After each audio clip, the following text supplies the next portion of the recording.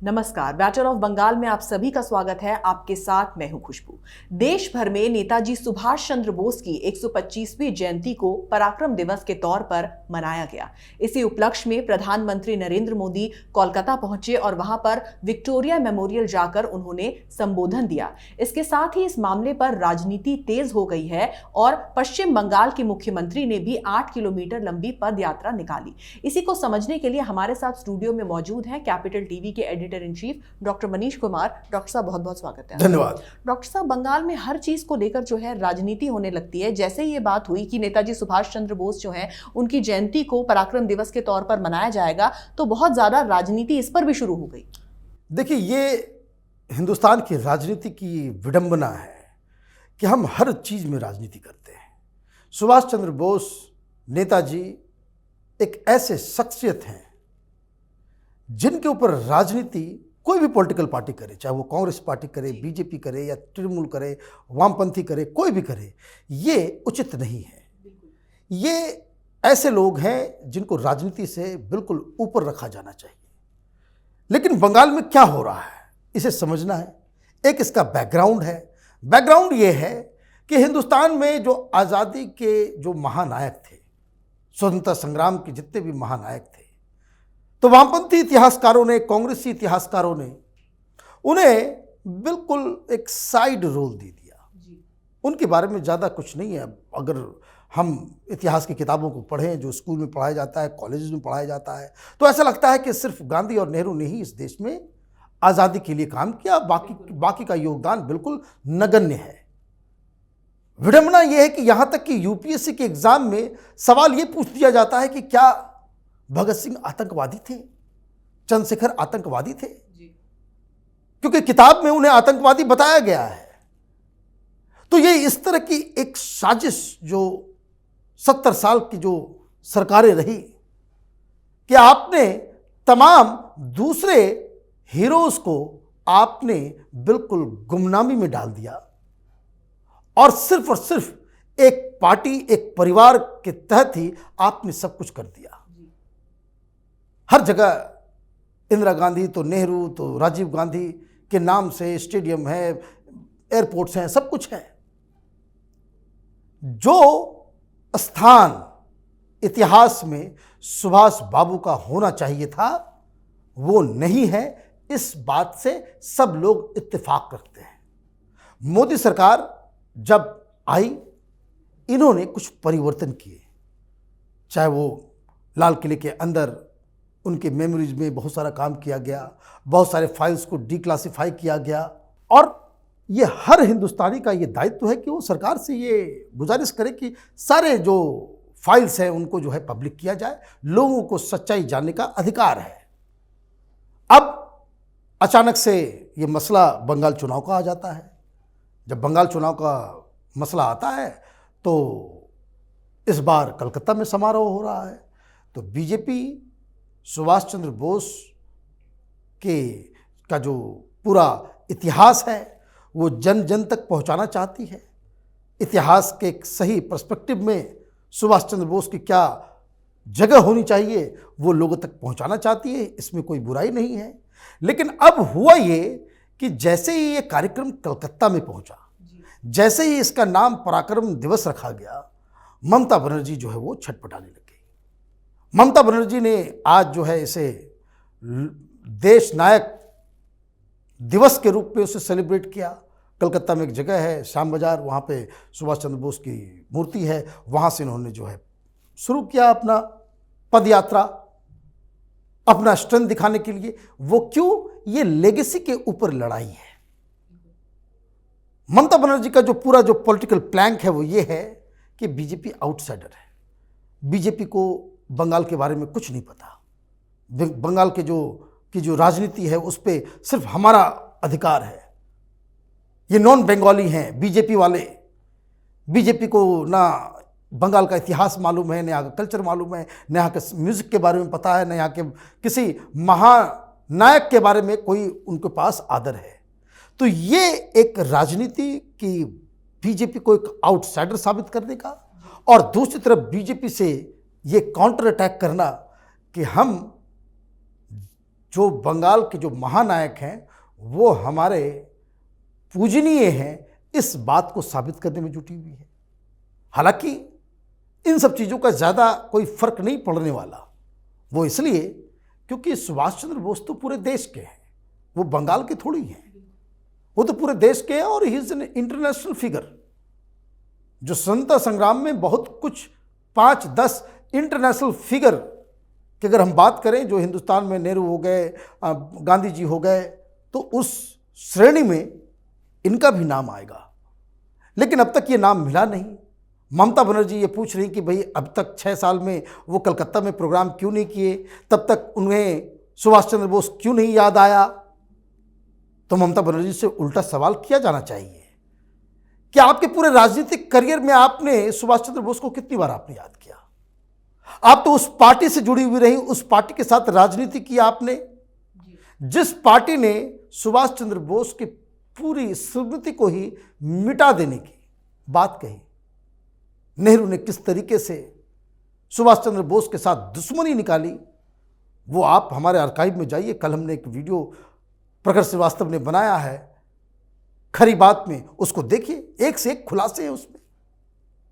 तो आप तो उस तरह की पार्टी के साथ थी, आप दिल्ली के अंदर लेफ्ट के साथ खड़ी हो जाती हैं भारतीय जनता पार्टी के खिलाफ, तब आपको सुभाष चंद्र बोस याद नहीं आता कि ये वही लेफ्ट वामपंथी पार्टियां हैं जिन्होंने सुभाष चंद्र बोस को तोजो का कुत्ता कहा था। तोजो जापान के जनरल हुआ करते थे, उसका आपने पेट डॉग कर दिया था, लैप डॉग कर दिया था, उसके ऊपर आर्टिकल्स आप छापते थे, बाकायदा उसके कार्टून छापा जाता था। तो ये कुकर्म तो कांग्रेस पार्टी और लेफ्ट के इतिहासकारों के द्वारा, उनके पॉलिटिशियंस के द्वारा ये तो हो चुका, ये तो हकीकत है, कोई आरोप नहीं है।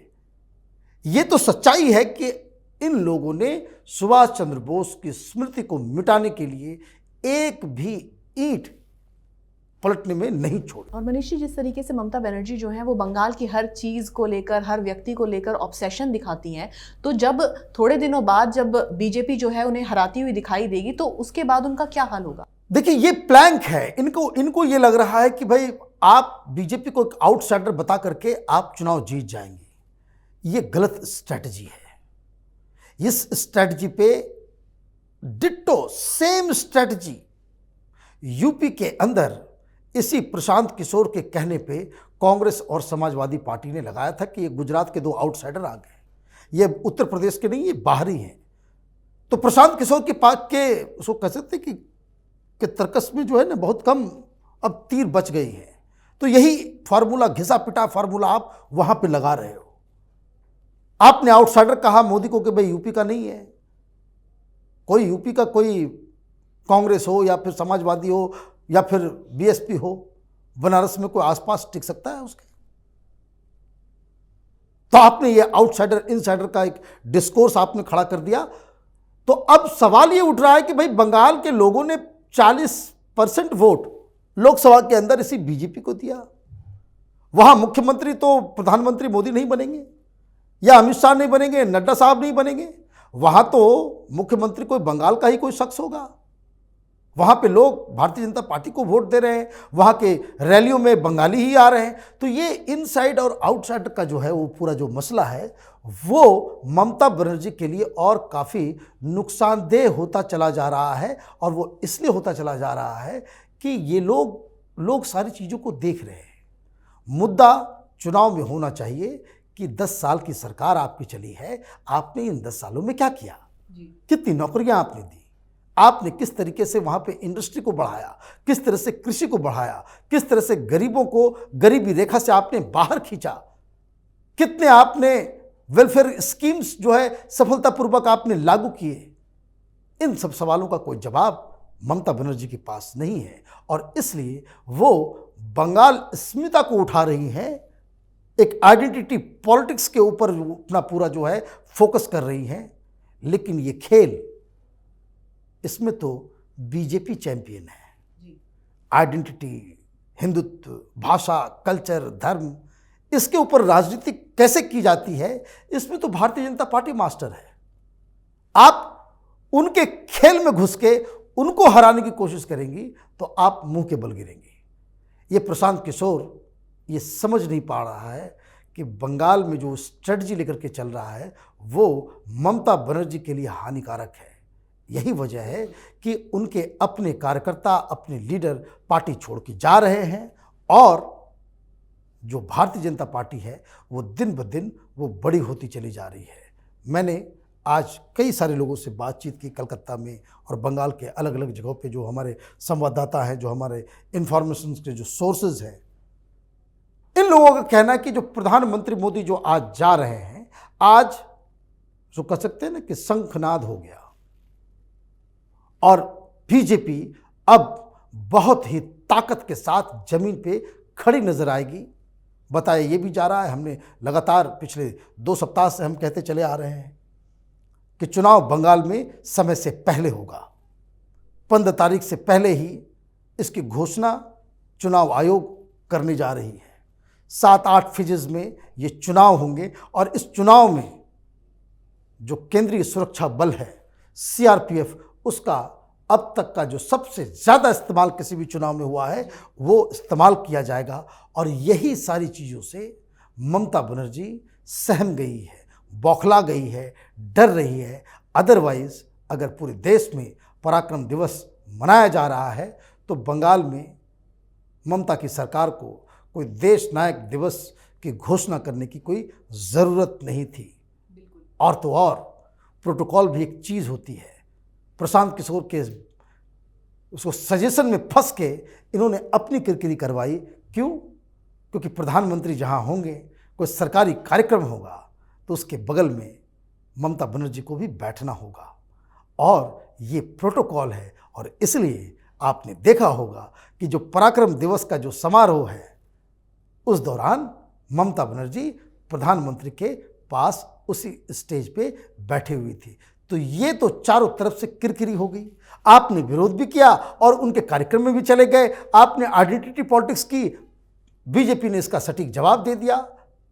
और इसमें एक और बुरी जो खबर आई बीच में कि तृणमूल कांग्रेस के गुंडों ने जगह जगह पे उत्पात मचाया आज, कि जहां जहां सुभाष बाबू के जन्मदिन के ऊपर झंडा वगैरह फहराने की कोशिश की जा रही थी वहां पे हिंसा बढ़ गई।